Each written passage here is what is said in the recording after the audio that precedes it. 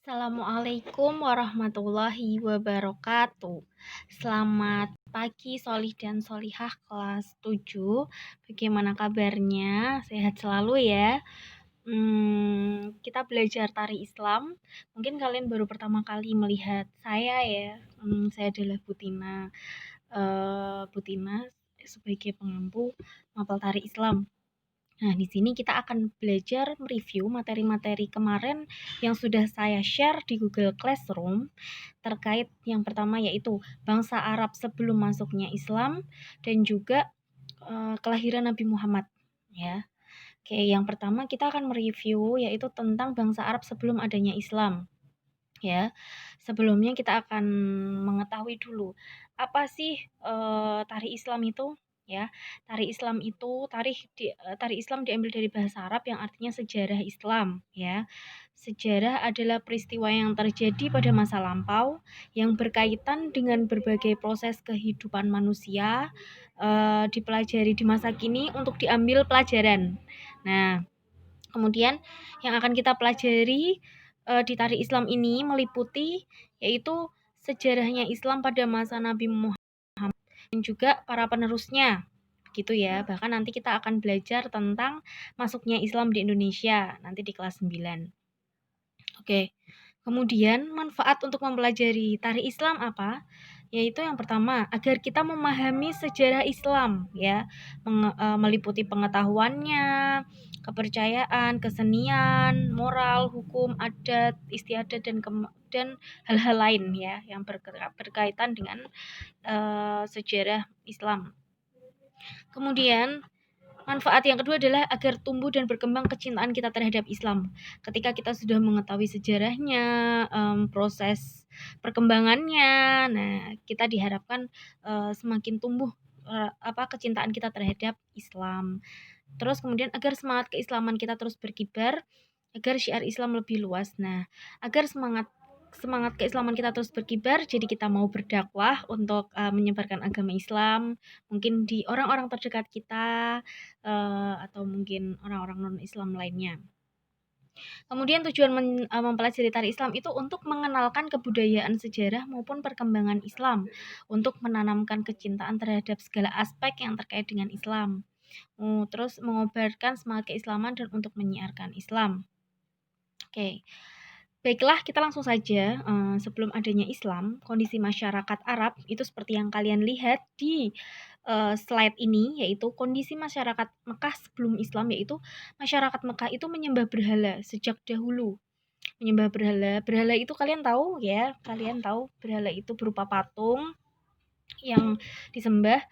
Kemudian setiap penyembah membawa sesajen untuk menyembah. Nah, mereka memberikan sesajen, memberikan bunga-bunga, wewangian, atau makanan, dan lain sebagainya. Kemudian masyarakat Mekah sebagai pedagang sejak dahulu ya. Memang kegiatan sejak dahulu di Arab sebelum adanya Islam itu adalah berdagang atau berjual beli. Orang Arab berdagang dengan menggunakan kendaraan onta ya. Kemudian para pedagang berpindah-pindah tempat gitu ya, dari tempat yang satu ke tempat yang lain itu menggunakan onta, melewati gurun pasir seperti itu. Kemudian kondisi masyarakat Makkah sebelum Islam yaitu Ka'bah dikelilingi berhala ya. Jadi Ka'bah itu sudah ada sejak zaman Nabi Ibrahim ya, atau Ismail juga. Nah, kemudian masyarakat pada zamannya Rasulullah, sebelum Rasulullah lahir, mereka itu menyembah berhala dan menaruh berhala-berhala itu di sekitar Ka'bah ya. Kemudian berhala-berhala itu berbagai macam bentuk, tergantung mereka maunya yang seperti apa gitu. Itu mereka menganggap Tuhannya. Kemudian kondisi masyarakat Mekah sebelum Islam lagi yaitu perang, sudah ada perang sejak dahulu sebelum ada Islam. Kemudian masyarakat Mekah sudah terbiasa menggunakan pedang ya untuk berperang dan menaiki kuda. Kemudian kita bisa melihat kondisi masyarakat Arab sebelum Islam itu pada surat An-Nahl ayat 58 sampai 59 ya. Kemudian Al-Humazah ayat 1 sampai 3. Kemudian An-Najm ayat 19-20. Yang pasti kalian sudah hafal ya kalau untuk surat Al-Humazah yang bunyinya wailul likulli humazatil lumazah alladzi jama'a malan wa 'addadah yahsabu anna malahu akhladah. Nah, itu ayat 1-3 Al-Humazah. Minimal hafal salah satunya ya. Ya bisa Al-Humazah itu boleh dihafalkan beserta artinya. Ya, mereka praktek riba dan menumpuk harta itu ada di surat Al-Humazah. Itu kondisi Arab sebelum adanya Islam. Oke. Untuk sejarah singkat Nabi Muhammad sebelum menjadi rasul itu sudah saya jawab ya di slide tentang masa kecil Nabi Muhammad ya. Nanti kita akan bahas di pertemuan berikutnya. Kemudian ada dakwah Nabi Muhammad periode Makkah. Nah, Nabi Muhammad itu berdakwah di Mekah dan di Madinah itu begini. Jadi Nabi Muhammad itu berdakwah dengan 2 periode. Yang pertama itu periode Mekah dan periode Madinah. Yang akan kita pelajari dulu, yang pertama ini adalah periode Mekah terlebih dahulu ya. Dakwah Nabi Muhammad periode Mekah itu memakai 2 pola. Pola yang pertama yaitu secara sembunyi-sembunyi ya, yang tertera di dalam surat Asy-Syu'ara ayat 215.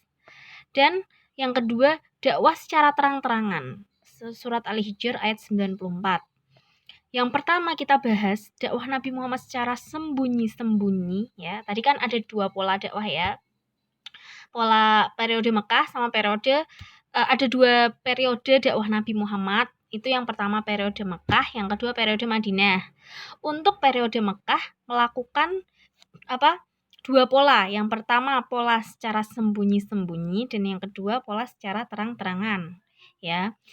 Pola dakwah Nabi yang secara sembunyi-sembunyi itu dilakukan dakwahnya hanya di sekeliling orang terdekatnya saja seperti istrinya Khadijah itu yang beliau ajak untuk masuk Islam. Kemudian 4 orang sahabatnya, 4 orang itu maksudnya termasuk istrinya ya, yaitu Ali bin Abi Thalib itu sepupunya sendiri, Abu Bakar As-Siddiq sebagai sahabat terdekatnya Nabi, kemudian Zaid bin Haritsah yaitu pembantunya Nabi ketika itu. Ya, itu termasuk 4 orang yang pertama kali masuk Islam ya. Nah, kemudian 4 orang ini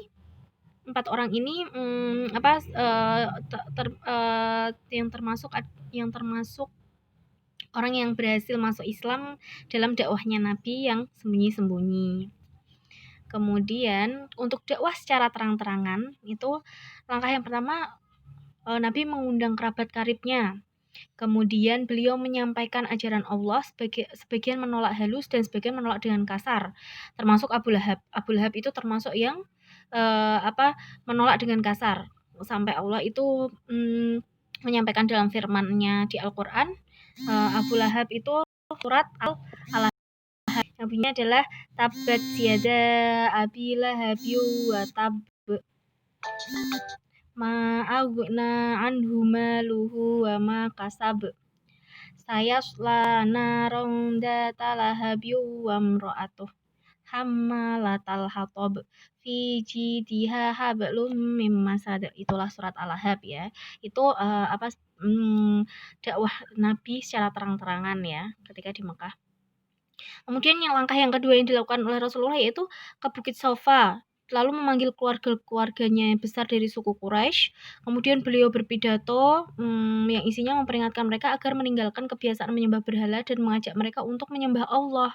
Tetapi suku Quraisy itu banyak yang menolak keras. Bahkan ada yang memperlihatkan permusuhan terhadap orang-orang yang beriman. Jadi malah nantangin ya. Jadi ketika itu suku Quraisy itu tidak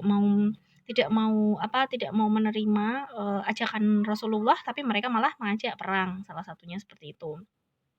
Nanti kita akan ceritakan di sesi berikutnya ya. Kemudian ada misi dakwah Nabi Muhammad ya. Misi dakwah Nabi Muhammad itu yaitu sebagai rahmat bagi seluruh Arab ya. Jadi Nabi itu berdakwah mempunyai misi. Apa sih misinya? Ya, rahmat seluruh alam. Terus membebaskan masyarakat Arab dari manusia yang sesat ya. membebaskan masyarakat Arab dari manusia yang sesat dan menyelimuti mereka selama ini. Contohnya menyembah berhala, itu kesesatannya ya. Kemudian sebagai pembawa kemajuan masyarakat, supaya masyarakat Makkah itu menjadi maju, tidak menyembah berhala. Kemudian mereka lebih berkembang masyarakatnya dari segi ekonomi dan lain sebagainya. Seperti itu ya. Untuk tugas, apa yang kita teladani dari perjuangan Nabi Muhammad SAW dan para sahabat dalam menghadapi masyarakat Makkah? Nah, itu nanti jawabannya ada di proses perjuangan Nabi Muhammad berdakwah di Mekah. Pelajaran ibroh atau pelajaran yang bisa diambil dari misi dakwah Nabi Muhammad itu, beliau itu berakhlak mulia dan terpuji, kemudian bersikap sabar dan tegas, menolak kekufuran, kemusyrikan, dan kemunafikan. Kemudian beliau gemar melakukan kegiatan bermanfaat, mencintai persaudaraan dan menghindari permusuhan, kemudian mencintai ilmu pengetahuan. Ya, siapa yang mencintai ilmu pengetahuan maka dia akan maju, seperti itu. Nah, di pertemuan berikutnya setelah kuis kita akan belajar tentang peristiwa-peristiwa penting. Berarti pekan depannya lagi ya, Mbak, Mas.